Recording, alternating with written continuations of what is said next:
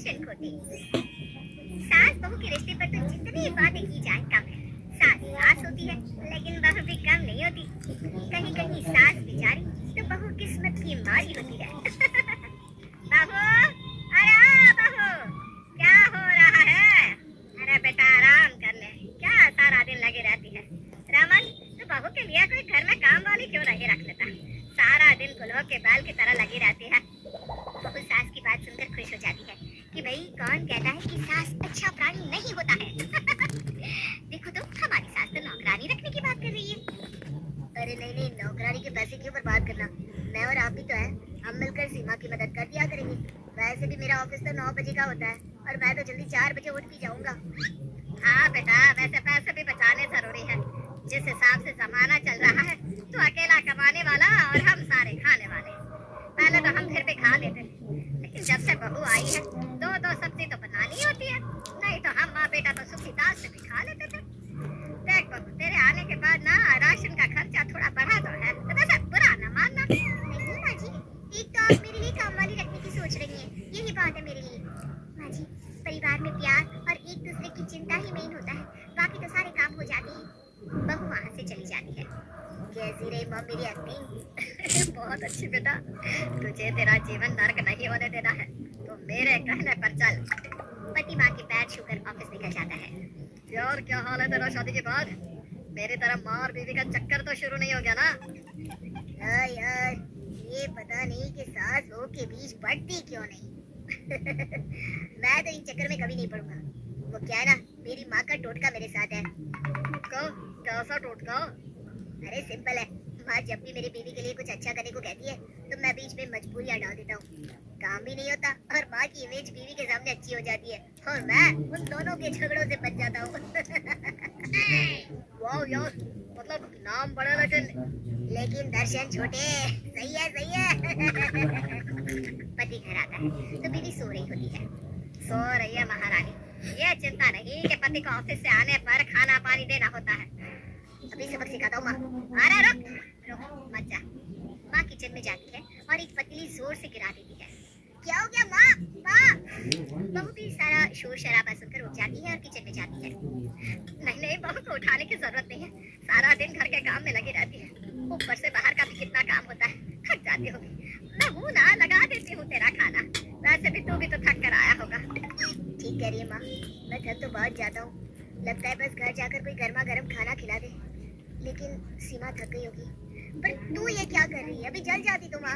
अरे जल जाती तो अच्छा होता ना, इतने शोर में बहू उठ ना जाए।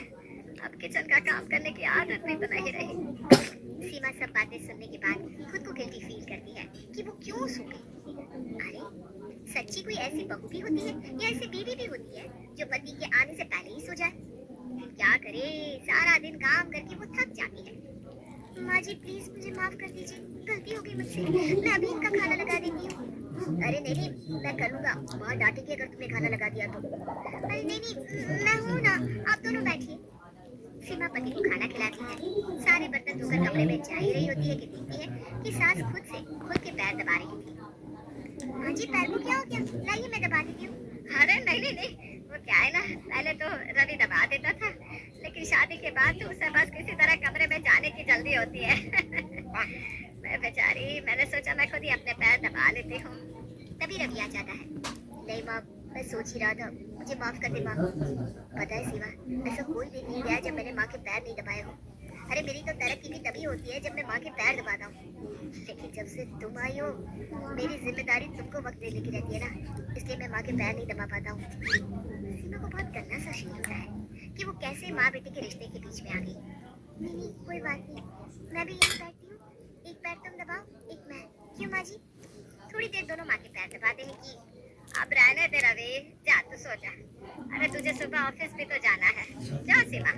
हाँ माँ जी आप सही बोल रही हैं, चलो रवि। अरे रवि को जाने दे, उसे ऑफिस जाना है, तुझे थोड़ी ना। तू पैर दबा दे बबू। हाँ सीमा सास के पैर दबाती है, पति कमरे में सो जाता है। सुबह सीमा किसी तरह उठ पाती है, उसका सारा शरीर दुख रहा था, वो पति को उठाने की कोशिश करती है। रवि उठो ना, मेरा शरीर दर्द दे रहा है, प्लीज कोई दवाई दे दो। ओफो यार, नींद आ रही है, प्लीज डिस्टर्ब मत करो। सीमा लेटी रहती है और शरीर दर्द के मारे दुख रहा था। लेकिन पति को तो ऑफिस जाना है, उससे पहले उसे उसके लिए खाना बनाना है, सास को चाय देनी है। इन सब चिंताओं के बीच वो उठ जाती है और खाना बना रही होती है कि पति की आवाज उसके कान पर पड़ती है। कैसी रही कल रात की मेरी एक्टिंग माँ? तेरी? अरे तूने मेरी नहीं देखी क्या? ऐसा खुद का ही पैर दबाकर बहू को इमोशनल कर दिया था। बहू हैरान, अरे ये क्या? उसे तो अपने कान पर भरोसा ही नहीं होता कि ये क्या हो रहा है। वो जल्दी से कमरे के बाहर आती है और देखती है कि माँ वैसे ना सीमा को अच्छा फोटो बना कर रखा है हम लोगों ने। हाँ, उसे तो लगता है कि हम न जाने उसकी कितनी केयर करते हैं और यही भ्रम में दौड़ दौड़ के घर का सारा काम करती रहती है। धीरे बोल माँ, वो सुन लेगी। चल मैं कमरे में जा रहा हूँ, आती होगी चाय लेकर। सीमा को बड़ा दुख लगता है, लेकिन वो तो ठहरी आजकल की होशियार समझदार लड़की। बिना इमोशन के वो सोच लेती है कि अब तो इन माँ बेटी की जोड़ी को मजा चखाना ही है। फिर क्या, अगले रोज बहू तू बैठ जा, मैं ना तेरे लिए गर्मा गर्म रोटी बना देती हूँ। सामने खड़ा होता है पति। अरे नहीं नहीं माँ, तू क्यों, मैं खिलाता हूँ ना मेरी बीवी को गर्मा गर्म रोटी। हाय हाय, मैं कितनी किस्मत वाली हूँ। पता है मेरी सहेली है ना लीली, उसके ससुराल में भी शुरू में तो ऐसा ही माहौल था, लेकिन वो सब ना दिखावा था। मैंने तो कह दिया नहीं नहीं, मेरा पति और उसकी माँ इतने गिरे पड़े लोग नहीं है जो 2 रुपए का दिखावा करे। खानदानी लोग हैं, खानदानी। क्यों, सही बोला ना? एक बार जो वो कमिटमेंट कर देते हैं तो फिर अपने आप की भी नहीं सुनते। क्यों जी? अब हाँ हाँ बहू, सही बोला सही बोला। बहू फटाफट प्लेट लेकर बैठ जाती है। सासू माँ, ले आइए गर्मा गर्म रोटियाँ। लाइए लाइए। ए जी, माँ जी को यहाँ तक आने में दिक्कत ना हो तो जरा आप ही पहुँचा दीजिए ना, खड़े ही तो है। क्यों? सास बेटे अपने ही जाल में फंस जाते हैं। अब क्या है, सास बनाती है गर्मा गर्म रोटी और बहू को लाकर देता है बेटा। अगले रोज बहू, बहू, बहू तो कहीं ही नहीं। बहू कहाँ है रवि? वो तो सो रही है माँ, कह रही थी नौकरानी रख लो, उससे काम नहीं होता। तभी बहू आ जाती है। हाँ तो ठीक ही तो कह रही है, तुझे कितनी बार तो कहा है कि नौकरानी रख ले, पूरे घर का काम करते करते थक जाती होगी बेचारी।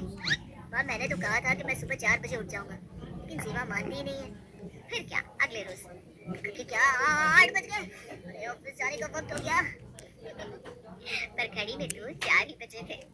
बस झाड़ू पोछा और सब्जी काट के चाय चढ़ा दो, तब तक मैं उठ ही रही हूँ।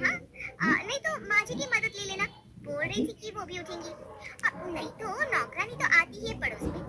अभी सोचा 8 बजे ना उससे बात करा दूंगी। कहते हैं ना, ज्यादा होशियारी भी कभी कभी भारी हो जाती है।